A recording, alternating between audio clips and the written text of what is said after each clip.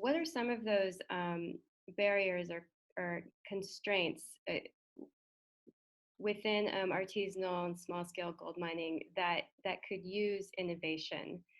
And so I know that there are a number of political constraints or social constraints, perhaps. But if you could articulate what these are, and you don't have to really tell us what the solutions are necessarily, but what is it that needs to be solved within artisanal and small-scale gold mining? And why don't I start with Daniel? Would you like to take a stab at the question first?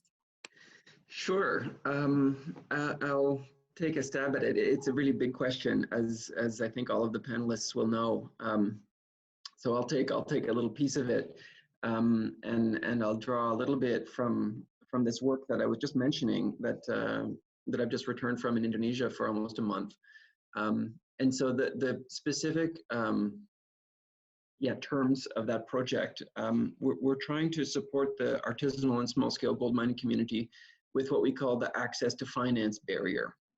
So you asked the question, Barbara, as it relates to challenges. We could also think about it as barriers. What are the main things, I guess, holding the artisanal and small-scale gold mining community back from a more responsible supply chain, let's say.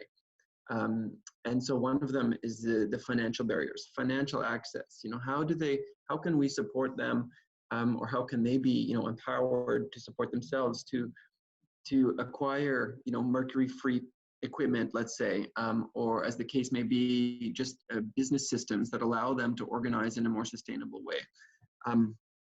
And as we look at that barrier, as we look at that challenge, we realize that it's really not, you can't look at it in isolation from the wider sort of formalization barrier, let's call it, which really requires a regulatory framework that works for relatively small-scale, artisanal and small-scale gold miners.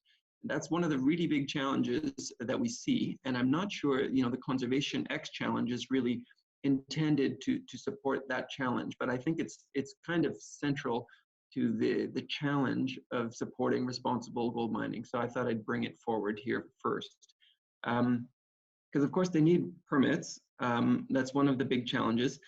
Often they're interested or willing to get permits, but the process, usually the Mining Act is sort of designed with large-scale mining, in mind. And so that's one of the big challenges, is not only working with mining communities to determine and to help capacitate them to develop systems so that they can operate in a legal way, but also working with the government, as PACT has been doing in a few programs, to try to make sure that those processes are actually streamlined based on the needs of this type of mining. What does successful small-scale gold mining look like is a really important question to ask, I think. In the context of the land use we see, in the Amazon, especially around Madre de Dios, where you have these alluvial benches being mined, the question ultimately does need to be asked from a regulatory standpoint. Is this in any way acceptable from a Mining Act perspective? Is it legalizable? And the case may well be no, but that ultimately is a decision for lawmakers and regulators to do. Interesting to note on that subject, maybe I'm on a little tangent, but mining in the Californian gold rush and in different parts of Alaska and the Yukon in Canada, we're also really fixated on these alluvial benches, and in some cases still are. And at a certain point, now we're talking about more than 100 years ago, when some of these gold rushes were at their height, the process of formalization did come along where they said at some point, dredging in the rivers is not allowed. And there was an enforcement mechanism that actually worked in that respect. But similarly, some of these alluvial benches are still being mined in some of these areas. And there's technology and processes to do it responsibly. So that's further down the road. I mean, obviously in the case of the Amazon, as we've seen in the video, they're nowhere near that perspective. So the challenge of financial barriers, the challenge of actually getting permits in order for banks to allow them to get loans, let's say, is really central to the challenge at hand. Let me just finally make a final comment back on the financial barriers piece. It's been really interesting meeting with banks recently in Indonesia, because there is great interest. There is an understanding that in many situations, these miners are making fairly good money. And so the banks have an interest in providing services to these miners, but almost ubiquitously, the miners are not being served by banks in these contexts. And there's several reasons for that. The reasons are that most of the miners don't have permits. Most of the miners actually prefer to operate in a cash economy, and there's a lot of benefits for them to doing so. I won't go into too much detail, but you get the idea that to address these challenges, you really need to work from a systemic point of view. You really need to work with local regulators. You really need to work on making sure that the different stakeholders in the local supply chain understand the challenges and determine, what is the will of the community, what is the will of the miners. Is there a way to come to some agreement as it relates to, what is the local plan around mining? What is the land use plan around mining in a given community? It's a challenge, a big one. Thank you. Thanks, Daniel. Luis, would you like to respond? Sure. Thanks very much. Well, I actually agree entirely with Daniel. Much of this is financial barriers.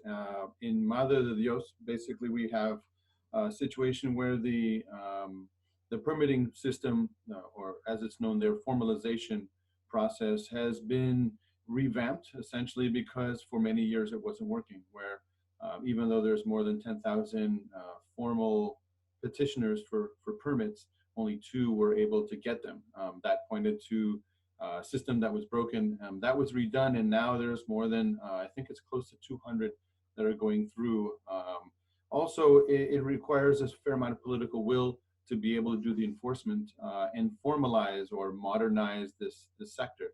And this is something that, at least in Peru, has only really started this year, with a major push by the federal government using all their ministries to not only increase enforcement, that's kind of the easy part, but make sure that the permitting system works and provide essentially programs to provide alternative economies for people that are currently illegal miners and putting them to work in other sectors.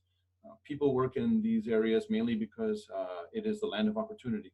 I live in San Francisco, and as living in a place that was essentially a gold mining town in the 1850s is the reason why San Francisco is, basically exists, because it's close to the gold fields in the mountains close by. At some point, there was a conversion from an illegal informal economy to a formal one, and it can provide a lot of wealth. But of course, there is the environmental issue. So I'll talk for a couple of minutes about the environmental challenges. Essentially, much of the damage that's created is because of very primitive technology that's used by artisanal miners.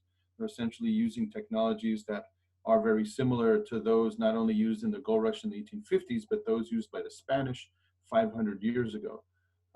They're using high pressure water hoses to blast out riverbanks and process it using mercury, which is a very damaging substance. It's very toxic.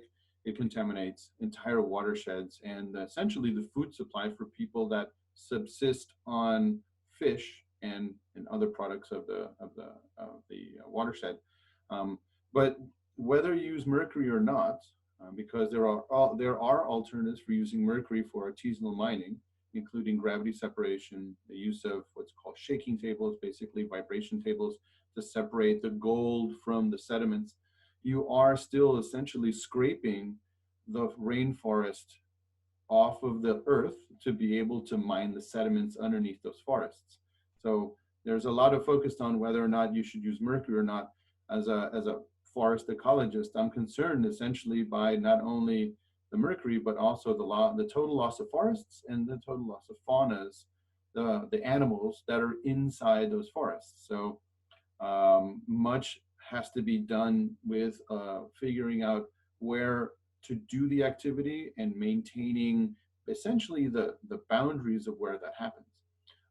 In the case of much of the Amazon, this happens in protected areas, in and around national reserves, national parks, indigenous community reserves, that mining is not allowed, and that's where it becomes illegal. So it's, one, we have to talk about the activity itself and the technology used, that has to be modernized, but the other is where it occurs. Even if you're using the best technology in the world, if you're chopping down a primary rainforest in a national park, that's not supposed to happen. That has tremendous impacts. And that's essentially what's happening across the 8 countries of the Amazon basin.